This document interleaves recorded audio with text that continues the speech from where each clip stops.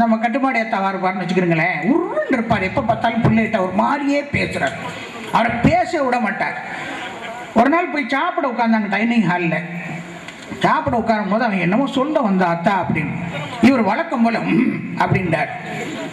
ஏன்னா நம்மளுக்கு என்னன்னா, இவர் சிங்கம் புலி, நான் யார் தெரியுமா, நான் புலி, நான் யார் தெரியுமா சிங்கம். இந்த அரசியல் கட்சியில கூட்டத்துக்கு கூப்பிடுவாங்க, புலி என புறப்பட்டு வா, சிறுத்தை என சீறி வா, சிங்கம் என கர்ஜித்து வா, மனுஷனா வராத. அதான் அர்த்தம். அது மாதிரி இவர் எப்பவுமே தன்னை ஒரு பெரிய ஹீரோவாக நினைச்சுக்கிறது. அத்தா உருண்டே இருப்பார் எப்போ. ஒரு நாள் சாப்பிட உட்காரும் போது அத்தா அப்படின்னாவன் பையன். இவர் வழக்கம் போல உருண்டு பார்த்தார். நிப்பாட்டிட்டான். என்னமோ சொல்ல வந்தா நிப்பாட்டிட்டான். அந்த பிள்ளைங்க பேசுனாங்க இல்லையா, பிள்ளைங்க பேசும்போது அவங்கள பேச விடுங்க. அவங்க என்ன சொல்றாங்கன்னு கேளுங்க. சரியா தவறோ என்ன பேசுறான்னு தான் பார்ப்போமே, அவனை பேச விடுங்க. உருண்டு பார்த்தார். வழக்கம் போல இவன் சும்மா இருந்துட்டான். சாப்பிட்டு விட்டு முடிச்சுட்டு சோபாவில் வந்து உட்காந்துக்கிட்டு வெத்திலையை மடிச்சுக்கிட்டே கேட்டார். திடீர்னு ரிலாக்ஸ் மூடுக்கு வந்துட்டார் அவர். சாப்பிடும்போது தம்பி என்னமோ சொல்ல வந்தியே என்னன்னு கேட்டார். இவன் சொன்னா, நீ சாப்பிட்டு இல்லை சோறு, அதில் ஒரு பள்ளி செத்து கிடந்துச்சு.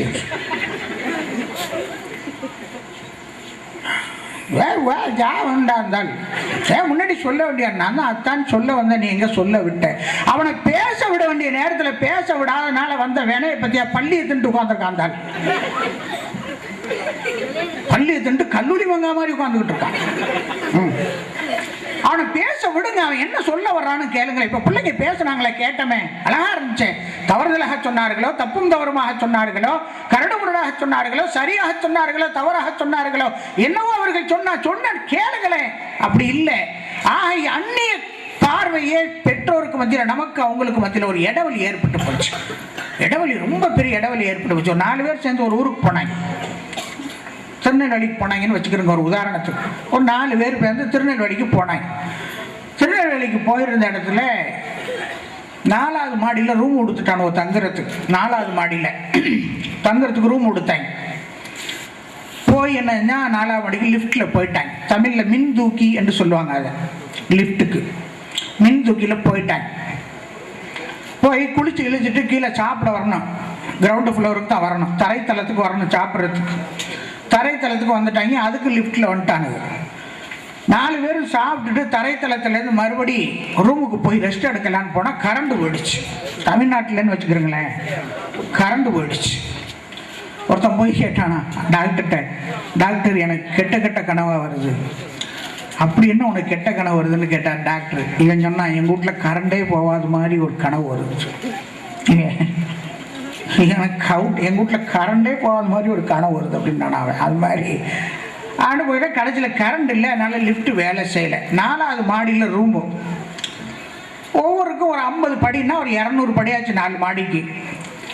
அப்போ ஒருத்தன் சொன்னான், என்ன மாதிரி ஒரு பெரிய அறிவாளி. அவன் சொன்னான், பேசிக்கிட்டே மாடிப்படி ஏறினா ஒன்றும் தெரியாது, ஆளுக்கு ஒரு கதை சொல்லுவது. முதலாமவன் சொன்னால், நான் ஒரு சோக கதை சொல்லவா. எடுத்தெடுப்பில் ஏண்டா சோக கதை, நல்ல ஜாலியான கதை, ரொமான்டிக் கதை சொல்கிறேன்.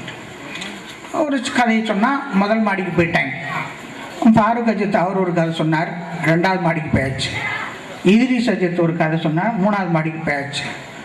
4வது மாடிக்கிட்ட நெருங்குற நேரத்தில் நம்ம கமருதி அவர் தான் சோக கதை சொல்லவான்னு கேட்டார். சோக கதை சொல்கிறதுல இவரை மிஞ்சின ஆள் கிடையாது. இப்போ நம்ம அனுபவிச்சுக்கிட்டு இருக்கோம். கதையாக சொல்லலை, செஞ்சு காட்டுறாரு. நீ வர்ற 4வது மாடி நெருங்குற நேரத்தில் ஃபாரூக் அஜித் சொன்னார், சோக கதை ஒன்று சொல்கிறேன்னு சொன்னீங்களே சொல்லுங்க. இவன் சொன்னான், சாப்பிட்ட இடத்துல சாவியை வச்சுட்டு வந்துட்டான், ரூம் சாவியை. அவன் சொல்ல வந்தான்ல, அவனை பேச விட்டுருக்கலாமா இல்லையா? உடல பேச வேண்டிய நேரத்தில் பேச விடாமல் போனால் இந்த விபரீதங்கள் வரும் என்பதற்காக சொல்கிறேன். அருமையான பெற்றோர்களே, தாய்மார்களே, உங்களுடைய பிள்ளைகளை நீங்கள் எது வேண்டுமானாலும் படிக்க வையுங்கள், வேண்டாம் என்று சொல்லவில்லை. அண்மையிலே ஜெகதாப்பட்டினத்திலே கடந்த வாரம் நடந்த மீலாது விழாவில் ஒரு அழகான உரையாடல் போன வாரம் இதே ஞாயிற்றுக்கிழமை. அதில் 2 மாணவிகள் பேசிக் கொள்கிறார்கள். வா தோழி, எப்படி இருக்கிறாய்? நன்றாக இருக்கிறேன் என்று பேசிக்கொண்டு வருகிற போது இவள் கேட்கிறாள், உனக்கு எத்தனை பிள்ளைகள்? 3 பிள்ளைகள்.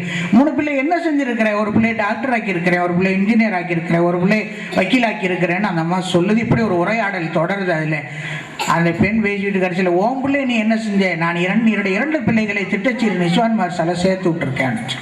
உனக்கு என்ன பைத்தியமா படுத்திருக்குன்னு நம்ம சொல்றதாக ஒரு உரையாடல்.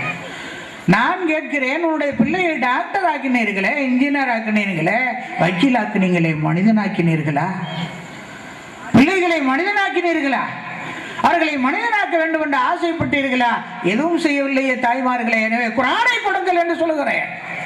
குர்ஆனுடைய கல்வியை முதலில் கொடுங்கள், அவர்களை பள்ளிக்கு அனுப்புங்கள், குர்ஆனை கற்றுக் கொடுங்கள், பள்ளிவாசலோடு தொடர்பை ஏற்படுத்திக் கொள்ளுங்கள். நல்ல பண்புகளை, நல்ல கலாச்சாரத்தை, படிப்பை கொடுப்பது பெரிதல்ல பெருமக்களே. பண்பாட்டை சொல்லிக் கொடுங்கள், முதலிலே கல்வியை கொடுங்கள் பெருமக்களே. கலாச்சாரத்தை